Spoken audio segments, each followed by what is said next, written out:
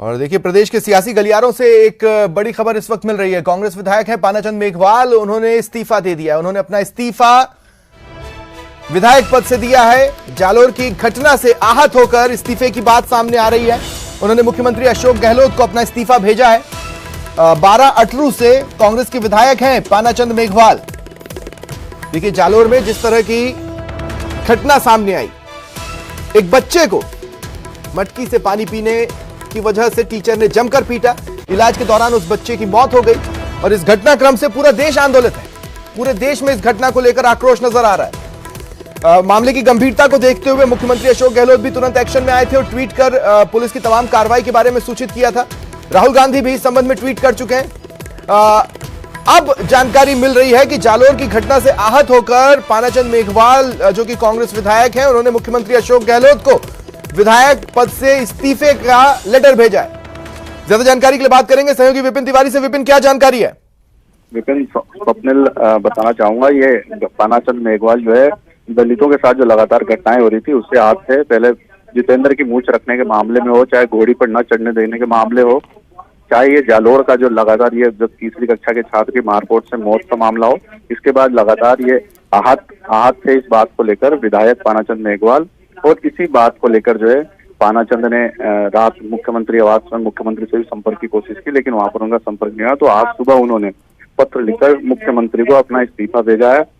और इनका कहना है पानाचंद का कि वो दलित सीट से हैं और खुद दलित से आते हैं, और इस तरह राजस्थान में जहाँ आजादी का 75वां वर्ष मन रहा है और दलितों के साथ अन्याय हो रहा है, तो वो इस चीज को बर्दाश्त नहीं कर सकते।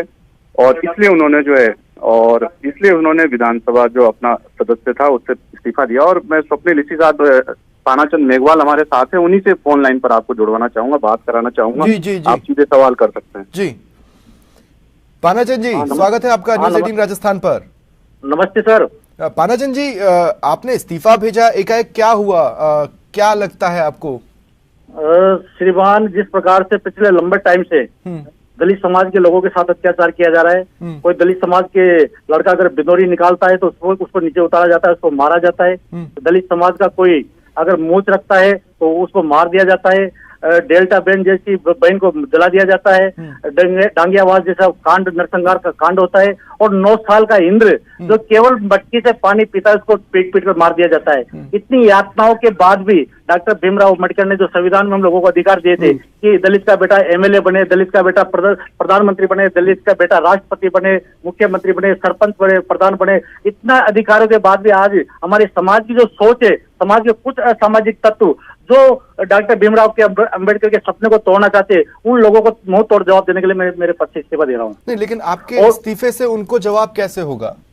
नहीं, मैं समाज में क्रांति लाने के लिए गांव-गांव और शहर जाकर लोगों के अंदर जागृति और सद्भावना जागृत करने के लिए प्रयास करूंगा कि जिस प्रकार के समाज में जो असामाजिक तत्व है, इनका हम सबको, चाहे वो किसी भी जाति का हो, किसी भी धर्म का हो, किसी भी वर्ग का हो, उनका विरोध सब लोगों को मिलकर करना होगा, चाहे वो हिंदू हो, मुसलमान हो, सिख हो, ईसाई हो। देखिए, अब आप कांग्रेस के बैकग्राउंड से आते हैं और प्रदेश में कांग्रेस ने कुछ चीजें जातिगत भेदभाव को हटाने के लिए की, जैसे कार्यक्रम होना या पुलिस से बोलकर बिंदौली निकालने की परमिशन लेना, या समरसता के लिए जिस तरह के कार्यक्रम चल रहे हैं, आपको लगता है वो डिलीवर नहीं कर पा रहे?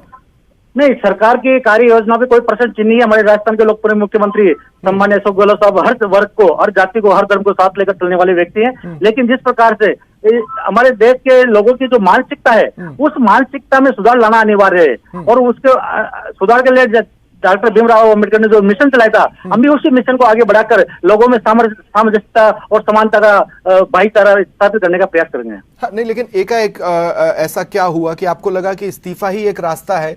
क्रांति मैंने कल इस्तीफे के साथ जिस प्रकार मैंने कल माननीय मुख्यमंत्री महोदय को लेटर लिखा था कि जब उदयपुर में कन्हैया की हत्या होती है, उसमें उस परिवार को 50 लाख रुपए सरकार के द्वारा दिए जाते हैं और उसके परिवार के 2 बच्चों को सरकारी नौकरी दी जाती है। लेकिन कल जिस प्रकार से इंद्र के परिवार को माननीय मुख्यमंत्री महोदय ने 5 लाख रुपए देकर इतिश्री की, इस चीज की मेरे मन में पीड़ा थी। मैंने कल भी मुख्यमंत्री महोदय को लेटर लिखा था कि जिस प्रकार से कन्हैया कुमार को आपने 50 लाख रुपए दिए, उसके 2 बच्चों को नौकरी दिए, आप इंद्र के परिवार को 50 लाख रुपए की तत्काल सहायता दी जाए और उसके परिवार को एक सरकारी नौकरी दी जाए।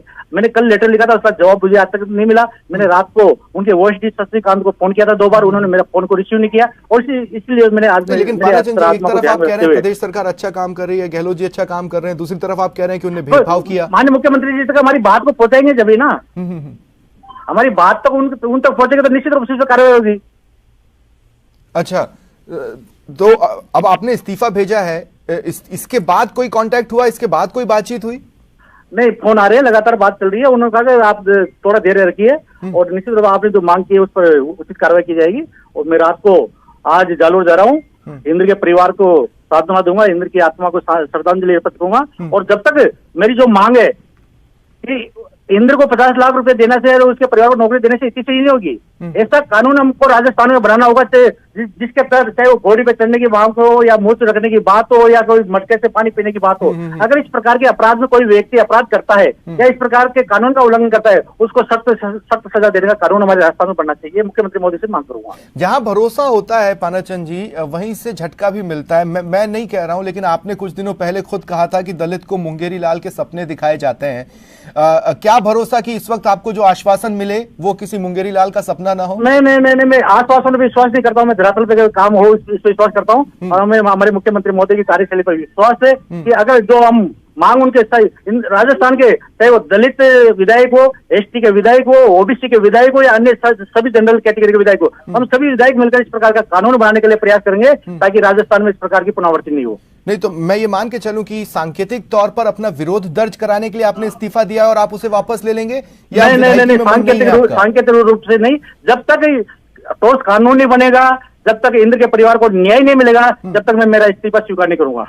तो आप जा रहे हैं उनसे मिलने? मैं बिल्कुल जालोर जा रहा हूँ, वहां जाऊंगा, उसके परिवार को संबल दूंगा, उसकी आत्मा की शांति की प्रार्थना कर दूंगा, वहां धरना देकर बैठूंगा। जब तक उसके परिवार को न्याय नहीं मिलेगा, चाहे जितेंद्र हो, डेल्टा हो, डागिया वास हो या जालोर हो, इन सारी चीजों को लेकर मैं आंदोलन करूंगा। तो मैं आपसे पूछ रहा हूँ, आपकी सीएम से लास्ट बातचीत कब हुई है? सीएम साहब से मेरी 15-20 दिन पहले बात हुई थी।